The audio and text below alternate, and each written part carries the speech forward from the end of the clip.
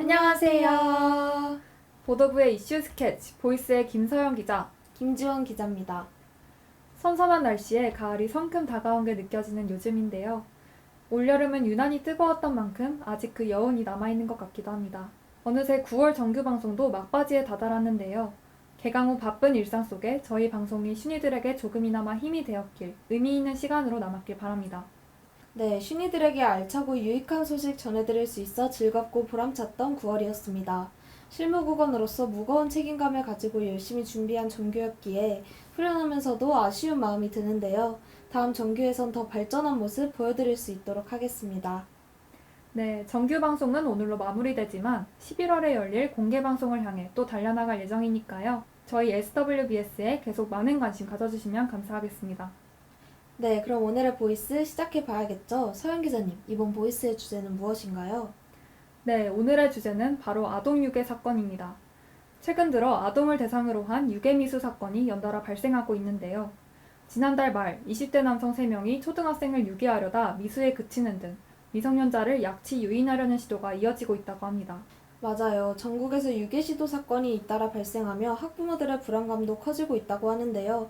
오늘은 이러한 아동 유괴 사건의 실태를 중심으로 범죄 행위의 특성과 법적 제도의 한계까지 살펴보겠습니다. 네, 그럼 아동유괴 사건의 현 주소에 관해 사건 브리핑을 통해 알아보겠습니다. 지난 8월 28일 오후 3시 30분경 서울 서대문구의 한 공영주차장 인근에서 승합차 한 대가 초등학생 옆으로 천천히 접근하더니 탑승자 중 한 명이 차창을 내려 아이에게 말을 걸기 시작합니다.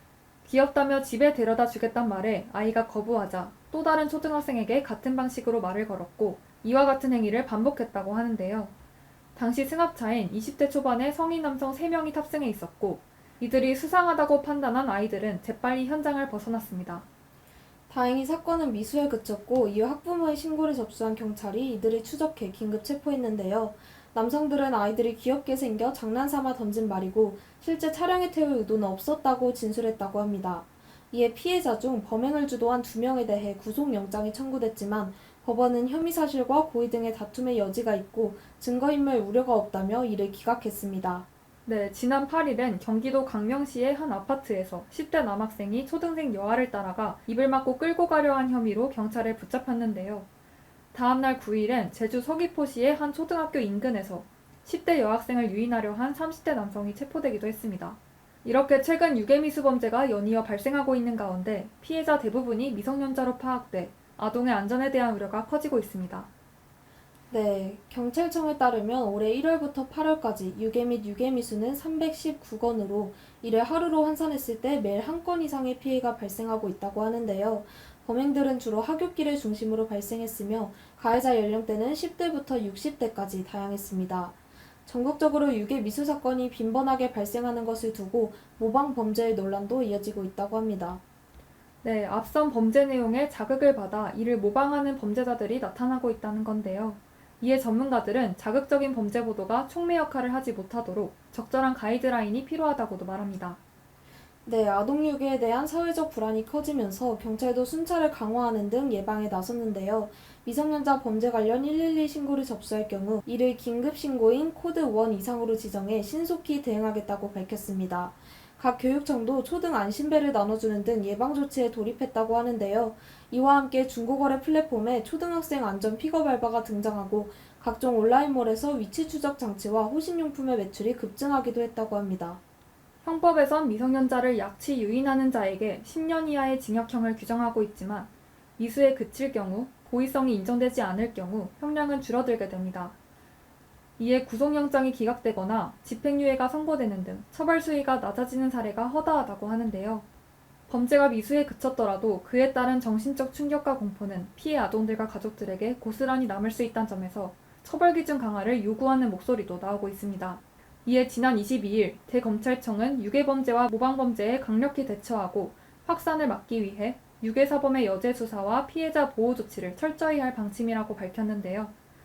대검은 미성년자 유괴는 2차 범죄로 확대될 가능성이 매우 높고 추가 범죄를 방지할 필요성이 높은 범죄이기 때문에 사건 발생 초기부터 신속하고 엄정한 수사가 이루어져야 한다고 덧붙였습니다. 그렇다면 이번엔 전문가님께서 아동유괴 범죄의 특성과 처벌 수위에 대해 자세히 설명해 주신다고 하는데요. 함께 들어보시죠. 보이스 캐쳐. 아동 유괴는 매년 200에서 300건 정도, 그러니까 하루에 뭐 한 건 정도 발생하고 있는데요. 범죄에서는 범죄자의 단일 프로파일을 찾기는 쉽지가 않고 다양한 유형이 있습니다. 그래서 전체 아동 유괴에서 한 30% 내외를 차지하는 것은 친족에 의한 범행인데, 이러한 경우 양육권 분쟁 중에 보복이나 탈취의 목적이 많고 사전에 가해자와 피해 아동의 양육자 간에 갈등이 축적된 경우가 많습니다. 그리고 최근에 발생하는 아동 유괴의 3분의 2 정도는 이웃이나 특히 전혀 관계가 없는 낯선 사람에 의해서 발생하는데, 이러한 경우에는 성적 동기나 경제적인 목적으로 접근하는 경우가 많습니다. 특히 성적 동기를 가진 경우 통제 욕구와 왜곡된 신념을 가진 가해자들이 관찰이 되고, 공감 결핍이나 충동성, 반사회적 성향이 동반되기도 합니다. 그리고 조금 더 큰 아이들을 대상으로는 온라인 그루밍이랑 연결된 아동 유괴도 빈번하고, 최근 이슈가 된 것처럼 아이들이 왕래가 빈번한 동선을 관찰해서 감시가 적은 공간을 물색하고 반려동물이나 장난감처럼 접근을 위한 미끼를 활용해서 유괴를 시도하곤 합니다. 아동 유괴의 경우 이미 처벌이 중대 범죄로 엄중하기는 한데, 높은 형량만으로는 재범 억제가 충분치 않을 수 있습니다. 최근에 입법화하려는 것과 같이 유괴 시도, 다시 말해서 유괴 미수에 대한 엄벌이 필요하고, 아동 유괴 범죄는 아동이 가진 취약점을 노려 안전을 위협한다는 점에서 그 행위를 결코 정당화할 수 없습니다. 아이들이 불안감에 떨지 않고 평화롭게 학교할 수 있는 사회가 될 수 있도록 철저한 순찰과 처벌 강화가 이루어져야 할 것으로 보이는데요. 유괴 미수 사건이 일시적으로 줄어들더라도 피해 아동을 최소화하기 위해선 사전 대응을 소홀히 하거나 멈춰서는 안 될 것 같습니다. 맞아요. 또한 사건이 미수에 그쳤다는 이유로 솜방망이 처벌이 가해지는 것은 범행이 실행될 수 있는 여지를 남기는 것이기에 범죄 예방을 위한 선제적 조치를 시행하는 것이 중요합니다. 아이들의 안전한 생활을 지키기 위한 대책을 끊임없이 마련하며 사전 예방을 확실히 해야 한다고 생각합니다. 네, 이번 보이스는 아동을 대상으로 한 유괴 및 유괴 미수 사건을 중심으로 이야기 나눠봤습니다. 예방교육을 통해 아이들의 인식을 강화하고 신속한 수사와 대응책 수립에 나서 안전을 확보하려는 노력이 필요해 보입니다. 맞아요. 이럴 때 떠오르는 사자성어가 바로 이상지게입니다. 서리가 밟히면 이제 곧 물이 열 겨울철이 닥칠 징조란 뜻으로 징조를 보고 장차 다가올 일에 대비해야 한다는 의미인데요. 늦장 대응으로 인한 피해가 발생하지 않도록 사건이 매번 미수에 그치더라도 범죄를 사전에 예방하기 위한 노력이 꾸준히 이어져야 한다는 메시지로 새겨볼 수 있겠습니다.